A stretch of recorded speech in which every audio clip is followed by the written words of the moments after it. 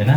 O, isang mapagpalang umaga sa ating mga kapatid. Tayong lahat tumayo na at muli open our Bible in the book of Ephesians chapter 6 verse 2. Are you there? Okay, sabay-sabay po nating basahin. Bible says, honor thy father and mother, which is the first commandment with promise. Natigit tayo tayo. Panginoon, kami po ay nagpapasalamat sa aming mga magulang. Hindi na mapili po na sino aming naging magulang. Pero sila ay kinikilala namin na regalo mula sa iyo. Hindi dahil sa meron silang mga pagkakamali o kasalanan. Hindi dahil yung mga sakripisyong ginawa nila para sa aming buhay. Na kami ay inalagaan, na lumaki, ng maayos, at ay pinagpalagan. Mga bagay mo na ituro sa amin na hindi namin malilimutan. At ngayon ay inuutosan mo kami mula sa iyong salita o Diyos na aming karamanan, aming mga nanay. Tulungan mo po ang tinulingkod na maipangaral ko ng buong linaw sa katotohanan at pagtutubay ng mga Espiritu. As name we pray, amen. Okay? Nakakaiyak ko ng aksa. Okay. So wala nang higit pa, no, mga kapatid, sa spiritual na influensya sa buhay ng isang tao maliban sa kanyang nanay. Okay? So, ngayon ay bibigyan natin ng pansin yung influence ng Godly Mother. Dahil verse 3. Influence is the capacity to have an effect on the character. Yung pag-uugali na mayroon tayo, malaki ang influensya ng magulang yun sa atin. Kung bakit tayo ganyan. Amen? Hindi lang yung development at yung behavior na mayroon tayo. Namamana din po minsan eh. Yung mga gawin ng magulang. Kasi pag mulat ng mata natin, kasi lang nakikita. Ano tayo, creature of imitation, magaling tayo manggaya, di ba? Sila ang unang nakita natin. Sila ang unang narinig natin. So yung mga gawin nila, araw-araw nakikita natin. Hindi man tayo aware o aware tayo, nagpupunan natin. Bumilihistro yan at dapat ang isa nagiging referensya ko yan. Ano ka mag-react sa ang pagagawa ng isang desisyon sa buhay, referensya sila.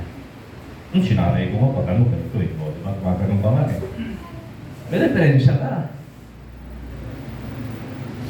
Diba? So, Ephesians 6:2 commands us to honor our mother, which is the first commandment with a promise. Ano yun? Long life. Personal longevity.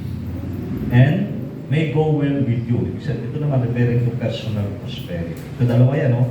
Pag pinarangalan mo ang magulang, ang nanay mo, may pangakong Diyos sa iyo. Habang ng tao. At hindi lang yun, may tinatawag na personal prosperity. Ako. And to honor them is to recognize the weight, yung bigat of their spiritual investment. Kasi nag-i-invest din sila sa ating buhay. Amen?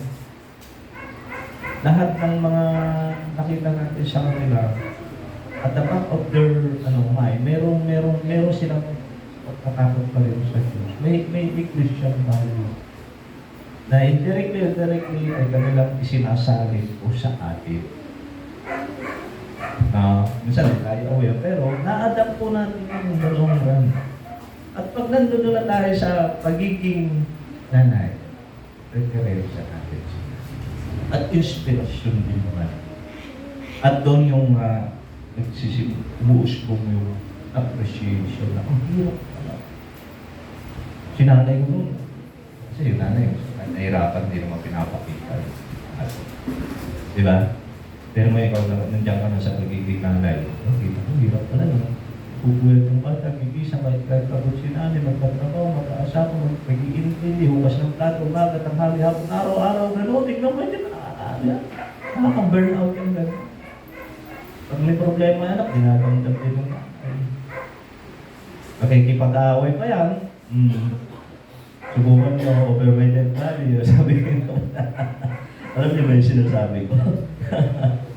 So sabi nga ni Abraham Lincoln, ang ganda nitong saying na ito, ha? If I'm not mistaken, was the 6th in verse 19. Sabi dito, the hand that rocks a brother rolls the world. Yun daw kamay Ano ba yung nag-uugoy ng luya?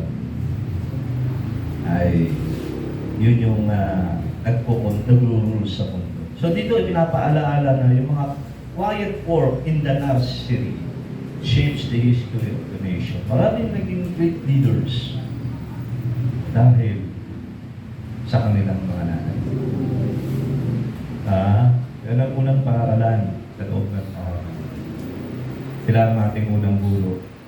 Diba? Sila yung, di ba pag may haligi, ano sila? Ilaw. Ilaw. Ito ba ilaw? Ito ba sinasabi ng ilaw? Diba yung sila yung nagbibigay ng liwanag, nagtuturo sa atin. Amen? Minsan, in a hard way, kailangan paluin natin kasi makulit tayo minsan. Diba? Natural yun sa bata, hindi ka na bata, hindi ka malikot at makulit, diba? Pero yun, pagtutuwid ng mga siya ka niya eh. Diba? Yan. Okay, minsan kasi late reaction tayo mga kapatid. Diba? Late reaction tayo. Ano mo lang marilas. Ito lang isang bagay na nakakalungkot din. Minsan, kailangan kang mawalan yung mahal natin sa buhay. Saka natin nare-realize yung kanilang kahalagahan sa pag wala na yung kanilang presensya sa buhay. Diba ganun tayo minsan? Kasi napupo kami kasi wala na siya nung dito dati. Ganun eh. No? Amen. So habang buhay pa rin yung mga magulang, thankful of the Lord tayo at sila i-appreciate natin. Okay, in today's message, we'll observe the powerful influence of Godly Mother through the lives of Moses, Samuel, and Timothy. How did their mother's faith navigate crisis, commitment, and culture to produce three of the greatest men in biblical history? Kasi natin yung kinuha na nating referensya, tatlong literature book of the law. Tapos historical book, ay Samuel, tapos Epistle, Timothy. Kung mapapansin na, throughout the scripture, ang Diyos talaga, binibigyan niya ng halaga ang mga nanay, magulang. Di ba? Yan. Okay, magsimula na tayo. Obserbahan natin yung buhay ng Moses. Okay, recorded in Exodus chapter 2, verse 1 to 10, and Hebrew 11, 23, 27. Ito yung biblical account. Itinamo ng kanyang nanay si baby Moses for 3 months. Mula doon sa mga Egyptian na, kasi nagkaroon dito kasi ng decree ng Pharaoh na lahat ng mga anak ng Hebrew na lalaki. Okay.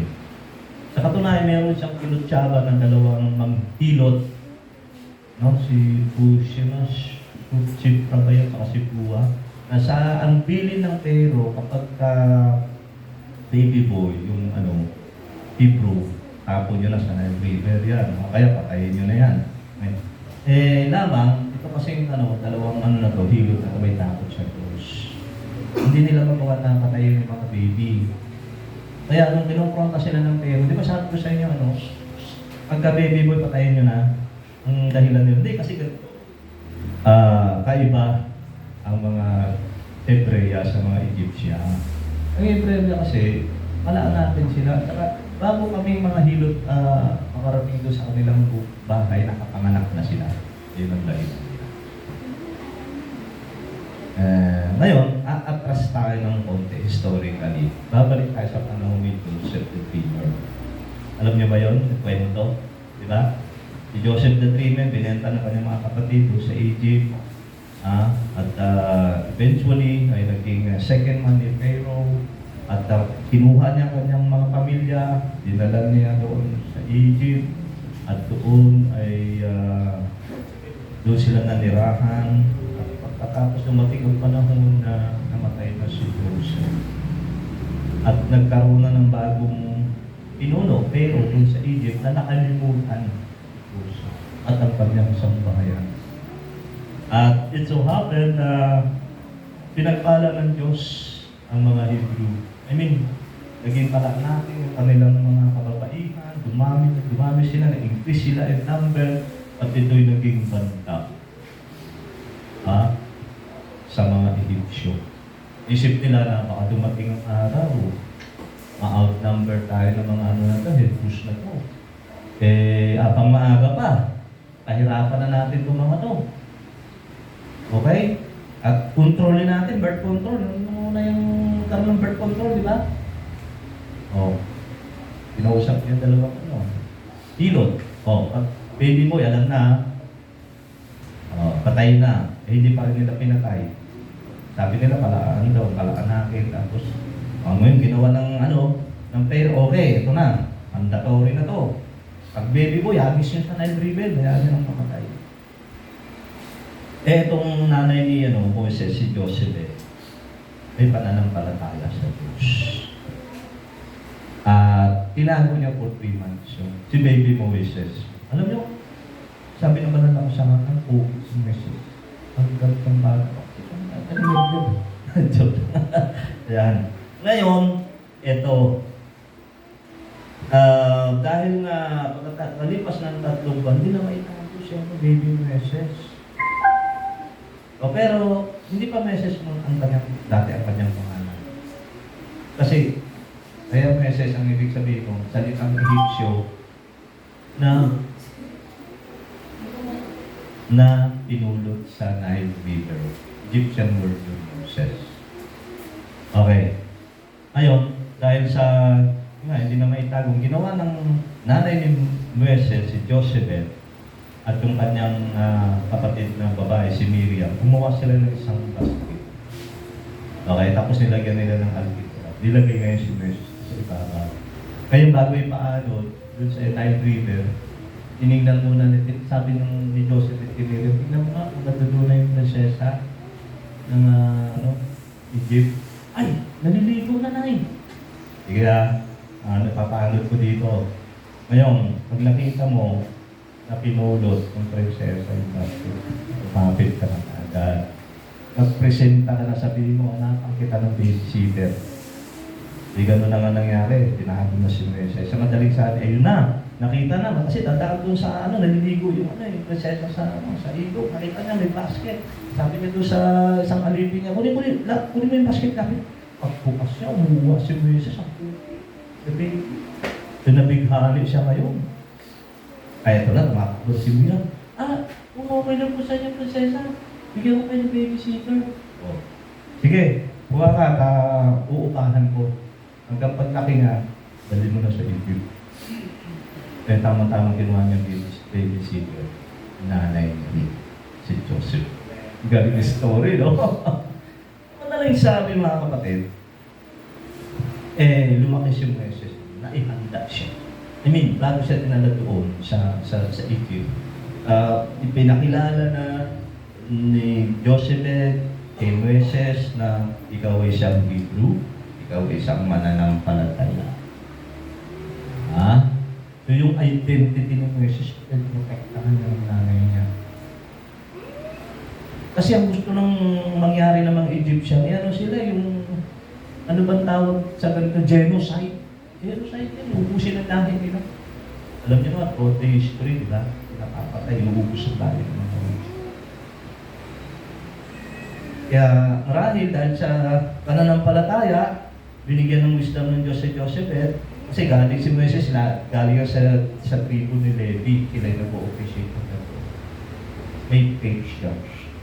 Na naroon ng faith niya, someday, laki si Moses, na magiging siya ng Diyos, magiging believer siya. Ang aming mga kababayan ay naalipid dito sa Egypt for more than 100 years. Grabe, di ba mga kapatid? So dito, ginamit ang nanay ni Moses yung maikling panahon niya habang inaalagaan niya si Moses ay kanyang itinanim, sa isipan at sa puso ni Moses yung kanyang Hebrew identity. Para bumubulong nanay, alam mo, Moses, hindi tayo sumasamba sa mga Diyos sa katulad dito sa Egypt. Hindi tayo compromise the word. Ikaw ay mananampalataya sa Diyos. Dapat may tayo sa Diyos. Yun ay itinatanim ng nanay. Okay? Alam niyo mga kapatid, a mother's influence is assured. Kasi may kanta parang narinig ko. shield it protects a child's heart long before they are strong enough to protect themselves. Bago lumaki ang bata, kaya niya nang protektaran ang kanyang sarili. Habang baby pa siya, defenseless siya, okay, vulnerable yan, naririyan si nanay para protektahan siya. Katulad ni Moses, tsaka ni Joseph. So hindi lang yung pati yung pinotektahan ni Joseph yung identity ni Moses na siyang Hebrew, siya ay covenanted people, okay? At pinarealize sa kanya, pinakita sa kanya yung kahirapan na dinaranas nila, na sila ay mamamayan lamang doon. Na sila ay inaalipin na doon for 400 years, okay? Sila naman ay alam nila, meron silang sariling bayan, dapat sila ay naroon.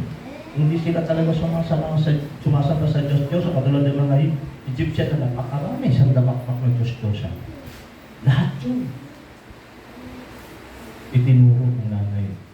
Hindi na idinetalye. Pero they believe it or not. It took place sa puso ni Moses. Kaya pagdating doon sa Egypt, alam na ni Moses ang identity niya. Hindi talaga siya anak ng prinsesa ng Egypt. Okay? Mothers do not underestimate the early years. The values you pour in now determine the standard they play. Huwag yung i-underestimate mga nanay. Yung mga itinatanim nyo o itinuturo sa inyo. Kasi balang araw ay sabi ko sa inyo, magiging referensya nila. Okay? Ibabase nila ang kanilang mga desisyon, ang kanilang mga pangarap, ang mga bagay na gusto nilang gawin in the name of our future base sa inyong mga lalo na paniniwala. Bakit? Kasi hindi ka kikilos ng labas yung pinaniniwalaan. Amen? Kaya na-adapt mo yan, indirectly o consciously or unconsciously yung pananampalataya mayroon ng iyong kapitbahay. Amen. Amen? Salamat sa Panginoon. So, nakita natin, dito sa nanay ni Moses, si Joseph, talagang na-highlight na yung pagiging protector na. Totoo ba kayo tayo mga nanay, protector ng ating mga anak? Yes. Amen. Hindi lang pinoprotekta na mula sa mga kakasakit o banta sa kanilang kalusugan, sa buhay, anumang masamang elemento niya. Hindi niya. Banta din niya yung sa kanilang identity. So, pinoprotektahan din natin yun. Kung tayo ay mananampalataya kay Kristo, hanggat maaari gusto natin ipamana yung sa kanila at sa susunod pang henerasyon. Yun ang legacy na gusto natin. Parang patuloy pa habang panahon. Yun, napakalaga ng influence ng nanay eh. Amen. Marami tayong mga gawi o nakaugalian, okay? The way we think, okay, ay talagang namana natin sa kanila, sa mga nanay natin. Amen? Sabi nga nung talata doon sa Hebrew 11:23, by faith Moses was hid 3 months of his parents, and they were not afraid of the king's commandment. Okay, number 2. Ating pansinin sa buhay ni Samuel. Okay? 1 Samuel chapter 1 and 2. Okay, itong account na to, alam natin para natin itong nakaraang Wednesday night. Hannah prays for a son, and after receiving him, fulfill his vow by bringing him into the temple to serve God for his entire life. So alam natin ang nito, ang history, no? Na yung merong, ito si Hannah, ang asawa niya sa Elkanah, meron pa isa si Penina. Si Penina, maraming anak. At Tili, ilang mag-anak ay pumupunta doon sa Jerusalem upang sumamba. At itong si Hannah ay pauwi. Okay? At somehow, naiingit siya doon sa kay Penina kasi maraming mga anak. At pag pumunta silang doon sa Jerusalem para sumamba ay bawat anak ni Penina binibigyan ni Elkanah ng bahagi ng ito. Siya niya lang. At hindi lang yun, ay tinutuya ni Penina si Hannah. Okay, dahil nga wala siyang anak. Siyempre sa mga Hudyo, unfortunate yun kasi ang nagbubukas ng bahay bata ang Panginoon. At sinasabi ng banal na kasulatan na yung ating mga supling, mga anak ay biyaya mula sa Diyos. Amen? Pero hindi doon natatapos ang story. Kasi si Hannah, one time, ilang mag-anak, pumunta sa Jerusalem upang sumamba. At pagkatapos nito, dumiretso si Hannah doon sa temple. At doon, ang sabi ng banal na kasulatan, ibinulalas sa Panginoon lahat ng kanyang, siyempre, feeling bitter siya, napakaitan siya. At yung kadustahan niya, yung kaapihan niya, sinabi niya lang sa Diyos. At nakipag-deal siya sa Panginoon, gumawa siya ng vow na kung hahabagan mo ako, Diyos, na makapamigil sa lahat, at bibigyan mo ako ng isang anak na lalaki, ay ididedicate ko siya sa iyo sa temple. Okay? So, nangyari, to make the story short, pagkatapos nila kagaling nila sa Jerusalem, bumalik na sila sa Rama, sa kanilang bahay, at doon sinipingan na Elkanah si Hannah, at doon nilugod ng Diyos. Naalala, sabi nung, God remembers Hannah. Pero nagtalang tao si Hannah, sa madaling sabi, ang anak ng isang lalaki, pinangalanan niyang Samuel, na ang ibig sabihin ay iningi ko sa Diyos. And eventually, makikita natin sa buhay natin, kasi sa Israel history, ito yung tinatawag na transition period. Ang namumuno sa bansang Israel ay mga hukom, ang sumunod mga hari. At itong si Samuel, siya yung huling hukom sa Israel. Kaya ang ginawa ni Hannah, after na naawat na kasi pinapasuso yan, after a year, dinala niya na doon kay Sacerdote Eli at sinabi niya, ito ang aking pangako sa Diyos. Kasi si Samuel sa Nazarite. Ano ba yung Nazarite? Yung mahaba ang buhok, hindi ginugupitan. Ang ibig sabihin kasi sa mga Israelita, sila yung mga bata na ihahandog sa Diyos. Bawal sa mga Nazarite yung kulang ng buko, bawal uminom ng mga nakakalasing na inumin, katulad ng alak, hanggang sa mapulpin nila yung kanilang pangako sa Panginoon.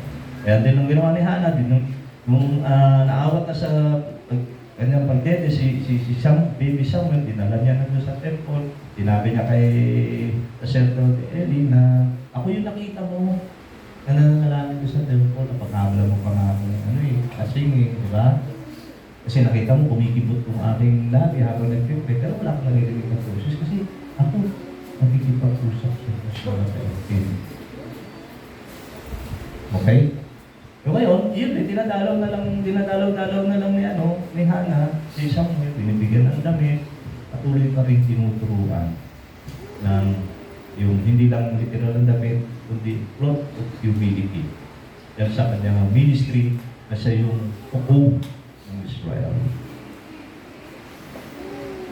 Okay? So, magandang prinsipyo ito mga kapatid para sa mga nanay. Kung tayo ay nananalangin ng anak, maganda rin na tayo makipag-usap sa Diyos. Kasi sinasabi ng banal na kasulatan na ang Diyos ang nagbubukas ng kaharian. Maganda na ating ipapanalangin kasi handa ng Diyos siya for His own purpose. Amen? So Hannah understood that Samuel was a gift from God, but his purpose was for God. She moved from petition to consecration. So hiningi niya, tapos isinet apart niya. Kung binigay mong anak, para sa iyo ito, Panginoon. Galing sa iyo, ayun ang prinsipyo Pag humingi ka ng isang bagay sa Diyos, ibinigay niya, ibalik mo rin sa Panginoon. Amen? Gandang stewardship.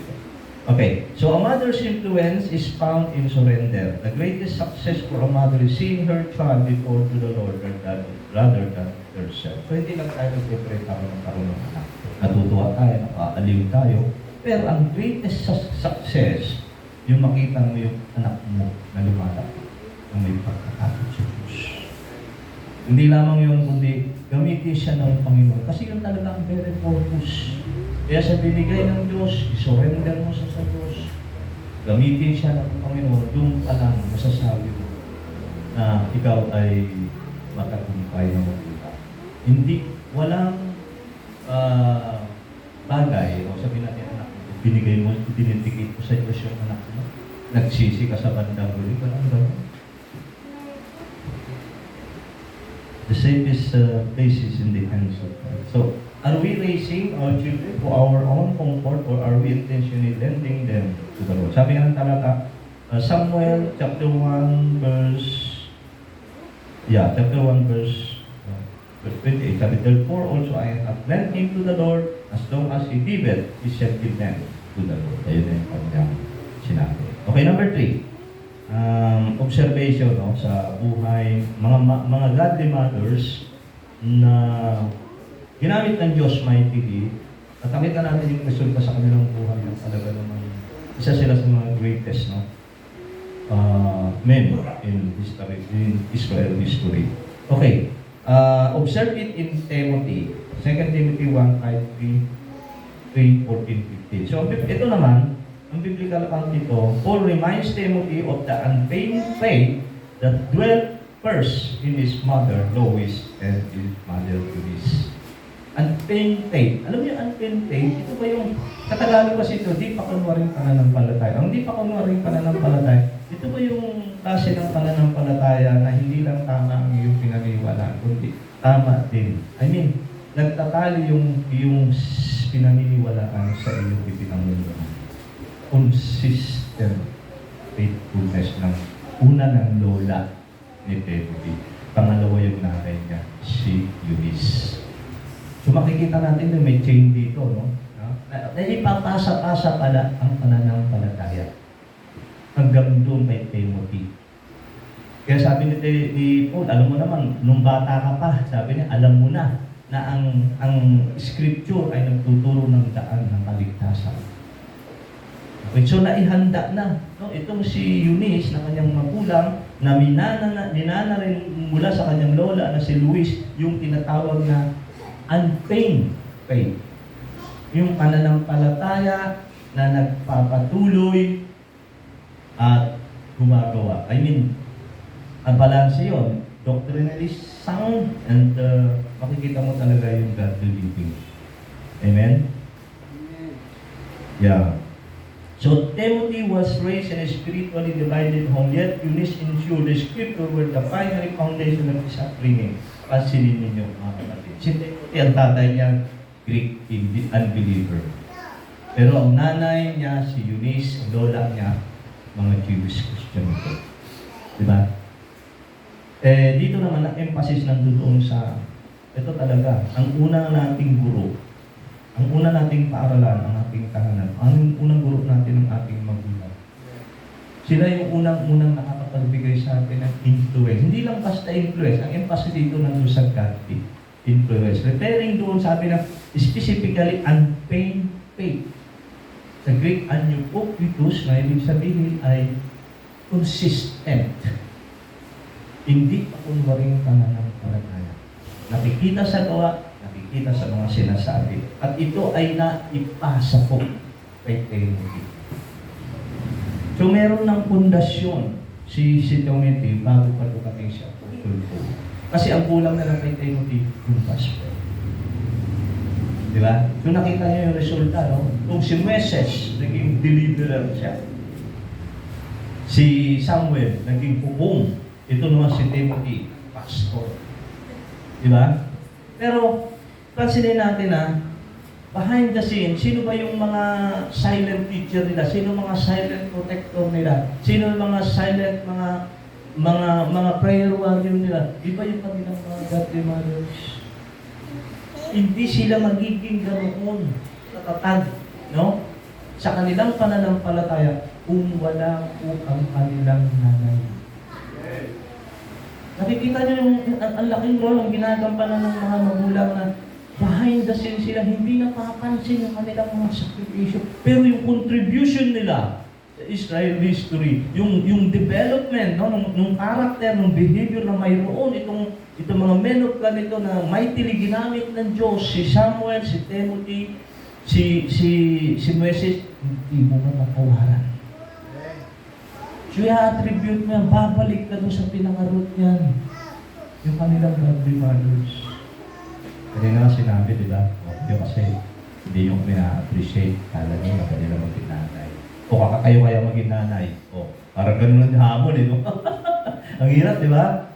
O yung sinabi ni Brother Rob, sa tiyan pa lang, di 9 months na dalhin, mga anak ako, hirap. Pag nanganak ang tangpaan ng sa upay. At pag baby, ayun na, kuya, ano pa, pagod, ano pa, ay gaga, stress din, may malang gatas. Paano yung mga sangkay sa pagkakama? At walang, minsan meron ganun, hindi mayaman sa gatas, di ba? Magpipilitan ka ng kapit dito. Ang mahal ng gatas nga, hindi ko lang alam kung makano na isang depende pa sa brand dyan. Mahal mo yan ako, branded bibili mo dyan, di ba? O, di ba? Okay lang yun, may trabaho tayo. Nasa pinaglalaanan natin ang ating mga. Pero ang emphasis ko nandun sa yung silent sacrifice. Minsan, hindi mo pa-appreciate. Hirap ka din nanay. Diba? Ngayon yung maalala yung mga nanay ninyo. Kung sabi nga si Sister Kat, nahirapan sa kayo, ilan ang anak ni Sister Lily. Diba? Oo. Dito mo, hindi mo naririnig na dumadaing. Sakripisyo. Ilan kayo, 6 pa kayo? Ilan araw? So, tingnan mo na, kapatid, namula lang ako eh. 6? Sister Lily, ikaw lang nagkakuyod. Ikaw lang po. Magasing na wala si Papa. Tingnan nyo na, fresh naman niya. Grabe, no? Kanina, natouch kami doon sa testimony stream gani kasi ganun yun, di ba? Yung nanay mo, yung kasi siya yung nag-alaga, siya yung maliit ko kanila. Pero naman, tayo mo mag-alaga sa kanila. Deserve ko yun, di ba? Mahina na sila, tayo yung malakas, tayo yung able. Di ba? Parang bawian lang, eh, no? Pag talaga ng nanay mo noon, alagaan mo naman siya pagdating ng mahal. Yun ang isa, ang hindi natatapos ang pagpaparangal sa mula ng papa ka. Hindi lang din natatapos doon sa gumagalang ka, you say po, opo, your mother, hindi lang doon eh. Ang pagpaparangal ay habang buhay, hanggang doon buhay pa ang iyong nanay. Kahit patay na kayo, di ba? Patay na sila pero buhay pa yung kanilang memory. Di ba? Nananalaytay pa sa buong natin pagkatao. Hinulma tayo eh. Ng Diyos kasama sila. Di ba? I mean, nabuo yung ating character, development, yung mga behavior na mayroon tayo. Lahat galing sa nanay na. Anong masasabi mo ngayon sa nanay mo? Di ba regalo sa Diyos sa'yo? O, ang buti ng Diyos sa'yo, pinigyan ka ng nanay na ganyan. Huwag mo na tingnan yung mga sablay, wala namang perfect. Huwag mo na hanapin yun. Wala namang perfecto. Tao sabihin na natin, generic. Wala eh. Pero hindi yun. Yung mga sakripisyo, yung pagmamahal. Amen. Di ba? Mahal ako ng Diyos. Kasi bigyan ako ng nanay na siyang nag-protect sa akin, siya yung nagturo sa akin, siya yung gumawa ng maraming sakripisyo na nanalangin para ako ay manatiling ganito, malusog, sa kapag-aral. Lahat binigay naman ng nanay natin. Wala namang gano'n siguro magulang na hindi magmamahal sa sarili niyang anak. Anak na yan eh. Diba? So, ang ganda, no? Nakakatouch yung mga nito. Yung dito, kita natin mga kapatid na a mother's influence is a legacy of consistency. Faith is not just, hindi lang basta tinuturo ko, kundi pinamumuhay din. At ito ay sincere living, no? So, now and then, pabuhay ng lola, ng nanay, ni Timothy, nakita niya ito, naituro sa kanya, okay? Sa kanyang magulang. At nung dumating si Apostle Paul sa kanyang buhay, handa na po. Handa na si Timothy para sa ministry. Kasi ang pundasyon niya yung salita ng Diyos na itinuro ng kanyang lola at nanay. Kaya nung dumating si Pablo, isinero sa kanya yung gospel. Naligtas kayo. And eventually, naging siya pastor. Pero nagsimula lang yan sa nanay. Amen? Kaya nga, kung saan man kayo naroon ngayon, saan man kayo umalaot man siya, saan kayo makarating ng inyong buhay, nagsimula kayo sa inyong nanay. Kaya hinihanda. Hindi lang mentally, pinag-aaral kayo, lahat kami, malusog kayo, hindi kayo na-disgrasya, hindi kayo nagkasakit ng malala. Diba? Yan. Okay. So you know, you don't need a perfect household to raise a godly child. You only need a sincere faith and an open Bible. Hindi ka lang ng perfect kung sambahayan. Ang kailangan, pero ayong pananampalataya at bukas na salita ng Diyos. Sapat yun para ating gabayan yung mga anak natin. Kasi nag-i-invest din tayo sa kanila espiritu. And someday, lilingunin din nila yan. Sabi ng Proverbs 26, ano sabi? Train up a child in the way he should go. And when he is old. Ano sabi? He will not. Sabi ng salita ng Diyos. Hindi niya yung kakalimutan. Kasi yung foundational age ng bata, it begins from 1 year to 6 to 7 years. Yan ang foundational. Mostly yan yung, tingnan nyo sa batas natin, sa Constitutive Family Code, yung 7 taon, from 1 to 7, cargo ng nanay. Nasa nanay ang poder ng nanay ang mga bata. Alam din ng batas eh. Kasi sila may pinakamalakas, malapit na influensya. Okay, sabi nga doon sa 2 Timothy 3:50, and that from a child thou hast known the Holy Scripture. Yan.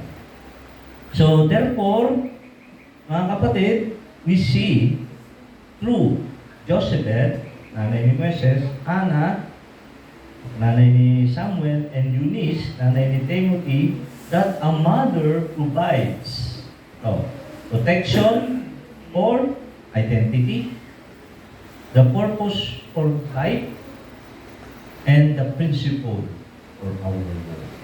Yan din sa amin. Okay, ano ibig sabihin? That a home is the first Bible school, and the mother is the first professor of theology. A child ever encounters. Ang tahanan, ang unang Bible school. Ang unang professor of theology natin, ang ating mga anak. Amen? So, anong gagawin natin? Babalik lang tayo ulit sa salita ng Diyos. Honor kay mother. Simple said. Pero mabigat yun. Diba? Honor thy mother by recognizing the spiritual weight she carries and by living out the godly truth she has able to instill in you. Anong sa'yo? Yung mga gintong aral ng buhay na papaunin mo para kahit wala na sila. Yung kanilang memory buhay ko sa'yo. Yung mga itinanim nilang aral buhay ko sa buhay. At referensya mo yun. Sabi ng banal na kasulatan, hanggang magkanta yung mo. Hindi mo yun kakalimutan. Okay? So, a mother's influence is the first pulpit a child ever heard a sermon from. Kung mensahe ng Diyos, God will be the greatest.